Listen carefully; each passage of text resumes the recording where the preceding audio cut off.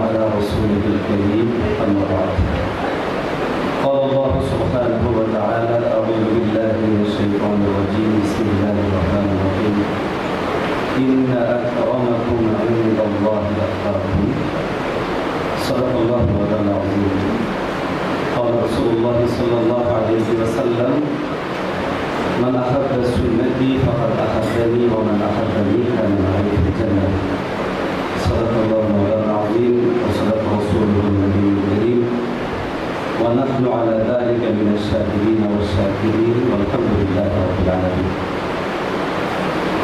Kushtia medical কলেজের উদ্যোগে আয়োজিত আজকের এই সিরাত কনফারেন্সে সম্মানিত সভাপতি, সম্মানিত অতিথিবৃন্দ, উপস্থিত সম্মানিত শ্রোতা মণ্ডলী, সম্মানিত আলোচকবৃন্দ, অত্যন্ত চমৎকারভাবে প্রত্যেকেই নিজেদের আলোচ্য বিষয়ের উপরে গঠনমূলক এবং চমৎকার আলোচনা করেছে। আমার আলোচ্য বিষয়ে বৈষম্য নিরসনে রাসূলুল্লাহ সাল্লাল্লাহু আলাইহি ওয়াসাল্লামের নির্দেশনা। আমরা যদি রাসূলুল্লাহ সাল্লাল্লাহু আলাইহি ওয়াসাল্লামের আগমনী সেই আরোগ্য সমাজটাকে কল্পনা করি, তাহলে আমাদের সামনে ফুটে উঠবে যে বৈষম্যের এমন কোনো ধারা ছিল না, এমন কোনো রং রূপ ছিল না যেটা ওই সময়ের আরবের মধ্যে চালু ছিল না। শুধু বৈষম্য না, বৈষম্য পেরিয়ে যে জিনিসের সূচনা হয় সেটা জুলুম। নবীজি মুহাম্মদ রাসূলুল্লাহ সাল্লাল্লাহু আলাইহি ওয়াসাল্লাম আগমনী ওই সময়টাতে গোটা আরব জুড়ে ব্যাপকভাবে জুলুম ছিল, অন্ধকারাচ্ছন্ন ছিল গোটা আরব। সেই জুলুম এবং ওই সময়কালীন যে অন্ধকারটা, একদিকে যেমন ধর্মশূন্যতার অন্ধকার ছিল, অপরদিকে মানবিক এবং মানবতার যে ন্যূনতম মূল্যবোধ, এই সমস্ত জিনিসগুলোর শূন্যতা ছিল। নবীজি সাল্লাল্লাহু আলাইহি ওয়াসাল্লাম আগমন করলেন। আল্লাহ রাব্বুল আলামিন যেহেতু তার প্রিয় হাবিবকে নির্বাচিত করেই পৃথিবীতে প্রেরণ করেছেন, এই জন্য গঠনগত দিক থেকে এবং প্রস্তুতিগত দিক থেকে সেভাবেই প্রস্তুত করেই পাঠিয়েছেন।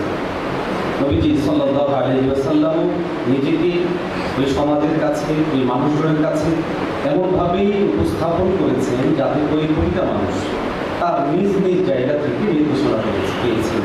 যারা শ্রমিক ছিল তাদের জন্য এক ধরনের নির্দেশনা ছিল, যারা সমাজের মধ্যে মাওলা হিসেবে ছিলেন তথা লোকদেরকে নিয়ন্ত্রণ করতেন তাদের জন্য রাসূলুল্লাহ সাল্লাল্লাহু আলাইহি ওয়াসাল্লামের নির্দেশনা ছিল। তো স্বাভাবিকভাবে আমাদের মাঝে যখন বৈষম্যের আলোচনা আসে, তখন আমরা আমাদের মৌলিক অধিকারগুলোকে সামনে রেখে আমি বৈষম্যের শিকার কি শিকার না সেই বিষয়গুলোকে মূল্যায়নের চেষ্টা করি।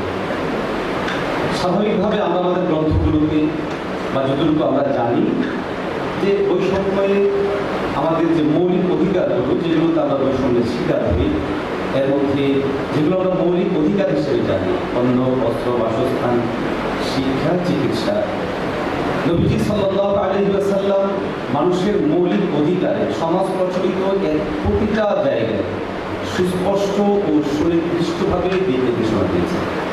নবীজি সাল্লাল্লাহু আলাইহি ওয়াসাল্লাম খাদ্যের ব্যাপারে নির্দিষ্ট রোডম্যাপ দিয়েছেন। নবীজি সাল্লাল্লাহু আলাইহি ওয়াসাল্লাম পোশাকের ব্যাপারে সুনির্দিষ্ট পরিমাণ রোডম্যাপ দিয়েছেন, যেটা নবীজি থিওরিক্যালভাবেও বলেছেন এবং নিজে সেটাকে বাস্তবায়ন করে দেখিয়েছেন। শিক্ষায় নবীজি সাল্লাল্লাহু আলাইহি ওয়াসাল্লামের তুলনা কারোর সাথে করাই আমাদের জন্য ভুল হবে। একইভাবে আপনি যদি চিকিৎসা বিষয়টাও দেখেন, সামগ্রিকভাবে রাসূলুল্লাহ সাল্লাল্লাহু আলাইহি ওয়াসাল্লাম এই বিষয়টাকে ব্যাপক করার জন্য উদ্বুদ্ধ করেছে। এজন্য একটা আরবি প্রবাদ খুব ব্যাপকভাবে প্রচলিত আছে, আল ইলমু ইলমান, ইলমুল আদিয়ানি ওয়া ইলমুল আবদান। জ্ঞান তো দুটোই, একটা হচ্ছে যেটা মানুষের শরীর ও শারীরিক জিনিসের জন্য, আর একটা হচ্ছে জ্ঞান এই আদিয়ান, যেটা মানুষের ধর্মীয়ভাবে অর্জন করে। নবীজি সাল্লাল্লাহু আলাইহি ওয়াসাল্লামের আমাদের সামনে যেভাবে উত্থাপিত হয় বা আমরা যেভাবে পড়াশোনা করি, দুর্ভাগ্যজনকভাবে আমাদের সমকালীন শিক্ষা ব্যবস্থা এবং বিশেষত ইংরেজদের রেখে দেওয়া শিক্ষা ব্যবস্থাটা আমরা এমনভাবে পেয়েছি যেখানে নবীজি সাল্লাল্লাহু আলাইহি ওয়াসাল্লাম অনুপস্থিত, আর যতটুকু আছে এর পুরোটাই খণ্ডিতভাবে আংশিকভাবে উপস্থাপন করা আছে।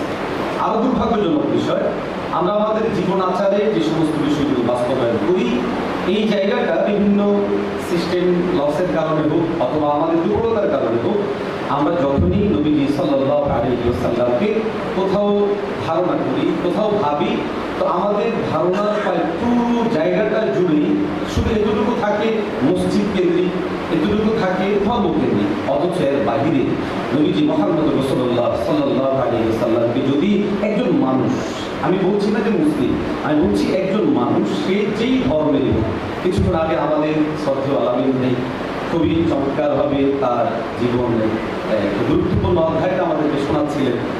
তো দেখুন, মানুষ হিসেবে যেই কোনো ধর্মাবলম্বী কেউ যদি রাসূলুল্লাহ সাল্লাল্লাহু আলাইহি ওয়াসাল্লামের জীবনকে পাঠ করে, তো যে যেই জায়গায় থাকবে, ডাক্তারের জন্য, ইঞ্জিনিয়ারের জন্য, একজন আলেম তার জন্য, একজন রাষ্ট্র পরিচালক তার জন্য, এবং একজন সেনাপতি তার জন্য সামগ্রিকভাবে রাসূলুল্লাহ সাল্লাল্লাহু আলাইহি ওয়াসাল্লামের জীবনে চমৎকারভাবে প্রতিটা ইস্যুকে দিক নির্দেশনা দেওয়া আছে।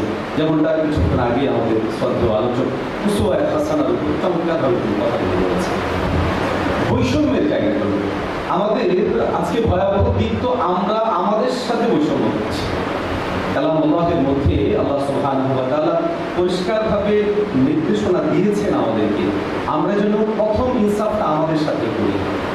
ইন্নাল্লাহা ইয়া'মুরু বিল আদলি ওয়াল ইহসান, সূরাতুন নাহলের 90 নম্বর আয়াতে কারিমার এই যে আদল এর অধীনত তাফসীরের কিতাবগুলো যদি আপনারা খুঁজেন, সেখানে ইমাম ইবনুল আরাবী রাহমাতুল্লাহি আলাইহি আদল তথা একজন মানুষ তার সাথে যে সমতা ইনসাফ ন্যায় করবে, এর জন্য প্রথমত তার নিজের সাথে নিজেকে ইনসাফ করতে বলা হয়েছে। দ্বিতীয় নম্বর হলো মা বাইনাহু ওয়া বাইনাল্লাহ, আল্লাহর সাথে ইনসাফের জন্য, আদল করার জন্য। তিন নম্বর হলো মা বাইনাহু ওয়া বাইনা সাইরিল মাখলুকাত, তার সাথে সমস্ত মানব সভ্যতা এবং গোটা সভ্যতা সাথে ইনসাফ করার জন্য। আজকে আমরা আমাদের সাথে ইনসাফ করছি না। আজকে আমাদের রাষ্ট্র ব্যবস্থাপনা, আমাদের শিক্ষা ব্যবস্থা, আমাদের সমাজ ব্যবস্থা টোটালি আমরা আমাদের সাথে এক ধরনের বৈষম্য করে চলছি। আমরা আমাদের সন্তানদের জন্য যে শিক্ষা কারিকুলাম সাজাই, এখানে কেউ যদি মাদ্রাসা লেভেলে পড়াশোনা করে, তো সে এই ভাবনা নিয়েই পড়ে যে আমি আমার জায়গা থেকে আমি একমাত্র সেরা, অথবা এটা মনে করে যে আমি আমার জায়গা থেকে হীনমন্য, বাকিরা এক দৃষ্টিকোণ থেকে মনে করে যে আমার চেয়ে নিচু, আর এক দৃষ্টিকোণ থেকে মনে করে যে ওরা সবাই আমার চেয়ে ঊর্ধ্বে, আমি সবচেয়ে বেশি। অথচ নবী করিম সাল্লাল্লাহু আলাইহি ওয়াসাল্লাম এই জায়গাটা এসে এত চমৎকারভাবে তাকবীর দিয়েছিলেন, সমন্বয় সাধন করেছিলেন। প্রিয় রাসূল সাল্লাল্লাহু আলাইহি ওয়াসাল্লাম তার সাহাবায়ে কেরামদের মধ্য থেকে কাউকে রাষ্ট্র পরিচালনার জন্য নির্বাচন করেছেন, কাউকে রাসূলুল্লাহ সাল্লাল্লাহু আলাইহি ওয়াসাল্লাম ওই সময়টায় শিক্ষার জন্য আলাদা করে তাদেরকে দায়িত্ব দিয়েছেন এবং নিজে তালিম দিয়েছেন। সাহাবায়ে কেরামদের বিশাল একটা অংশকে যুদ্ধের জন্য নবীজি সাল্লাল্লাহু আলাইহি ওয়াসাল্লাম প্রস্তুত করিয়েছেন। এইভাবে মেধা অনুযায়ী, ব্যক্তির চাহিদা অনুযায়ী, সার্বিকভাবে কাকে কোথায় লাগানো যায়, এই দৃষ্টিকোণ থেকে নবীজি সাল্লাল্লাহু আলাইহি ওয়াসাল্লাম প্রত্যেককে তার জায়গাগুলোতে কাজে লাগিয়েছেন।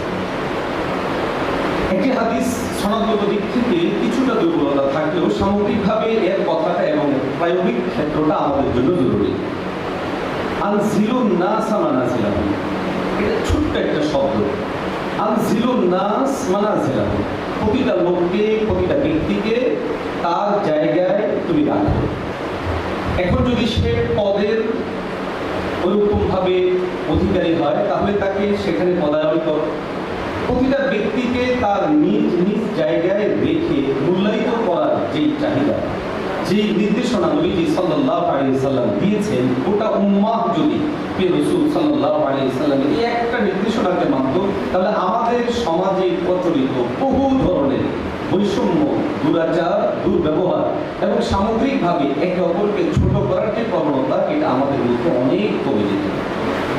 কালামুল্লাহের মধ্যে আল্লাহ রাব্বুল আলামিন বৈষম্য নিরসনের জন্য মৌলিকভাবে থিওরি দিয়েছেন।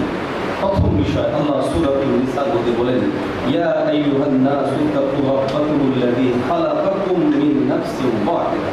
বৈষম্য কাদের মাঝে হয়? কারা করেন? আমি করি, আপনারা করেন, আমরা করি, আমরা সবাই করি। এখন আমরা কারা? আমাদের আত্মপরিচয়ের জায়গাটা আল্লাহ সুবহানাহু ওয়া তাআলা সূরাতুন নিসার প্রথম আয়াতে বলেন, হে মানুষ সকল, তোমরা ভয় করো সেই রবকে। এখানে আন্নাস শব্দ নেওয়া হয়েছে, যে শব্দের খুব স্বাভাবিক অর্থ হচ্ছে মানুষ। এই যে মানুষ শব্দে সম্বোধন করা, এখানে অনেকগুলো জিনিসের দিক নির্দেশনা আছে। আজকে আমাদের ইসলাম সম্পর্কে যখন কোনো বিষয় উত্থাপিত হয়, যেমন ধরুন, আমি জানি না তার রাষ্ট্র ব্যবস্থা ইসলামের আলোচনার বিষয় আছে কিনা, যদি থাকে, সবচেয়ে ভয়ের আতঙ্কের যে বিষয় আমাদের সামনে পেশ করা হয় সেটা হচ্ছে কোনো অবস্থাতেই যেন রাষ্ট্র, আইন, শাসন, প্রশাসন এগুলো যেন ইসলাম না হয়, ইসলামিকদের হাতে না যায়। কেন? প্রথম ভীতি ছড়িয়ে দেওয়া হয় যারা বিধর্মী আছে তাদের কাছে। এই হিন্দুরা, তোমরা কিন্তু একজন টিকতে পারবে না, তোমাদেরকে মুসলিমরা একটু সমূলে শেষ করে দিবে।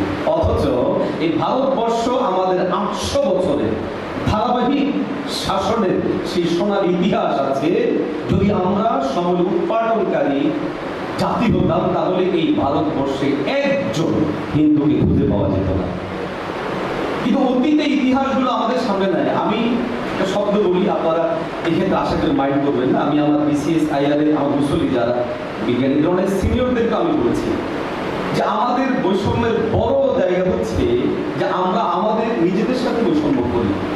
কোনো জাতি যদি নিজের ইতিহাস ঐতিহ্যকে ভুলে যায়, নিজের সভ্যতার সংস্কৃতিকে ছোট খাটো মনে করতে শুরু করে, তো সেই জাতি কখনো তার উন্নত হবে না। এই জন্য আমাদের সামগ্রিকভাবে অগ্রসর হওয়ার যে প্রসেসগুলো ধীরে ধীরে আমরা সেগুলো থেকে হারিয়ে যাচ্ছি। আমাদের ভারতবর্ষে 800 বছর ইতিহাস আমাদের নেই। আমাদের সামনে রাসূলুল্লাহ সাল্লাল্লাহু আলাইহি ওয়াসাল্লামের সেই রাষ্ট্র ব্যবস্থার 10 বছরের জীবন নেই। সাহাবায়ে কেরামদের খোলাফায়ে রাশিদিনদের সেই সময়টা নেই।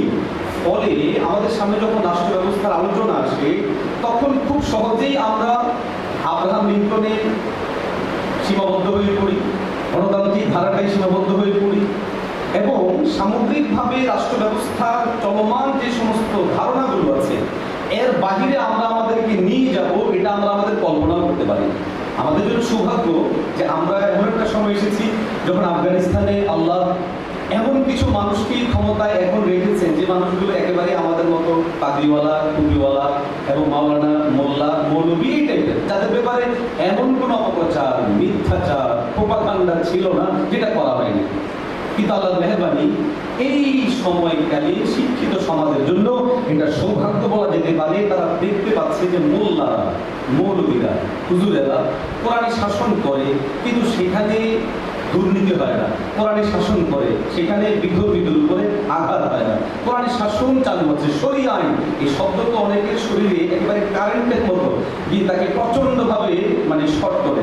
কিন্তু আল্লাহর মেহেরবানি এই সময়টা অন্তত পক্ষে আমাদের জন্য অন্তত মিনিমাম উপলব্ধি করার একটা জায়গা তৈরি করতে পারে। তো যাই হোক, আমি যে কথা বলছিলাম যে আল্লাহ সুবহানাহু ওয়া তাআলা আমাদেরকে প্রথম যে বিষয়টার দিকে ইঙ্গিত দেন, আন্নাস ইয়া আইয়ুহান নাস তাকু রাব্বাকুমুল্লাযী খালাকাকুম মিন নাফসিন ওয়াহিদা, তোমরা সেই রবকে ভয় করো যিনি তোমাদেরকে একটি নফস থেকে, কথা হযরত আদম আলাইহিস সালামের দিকে ইঙ্গিত করা হয়েছে।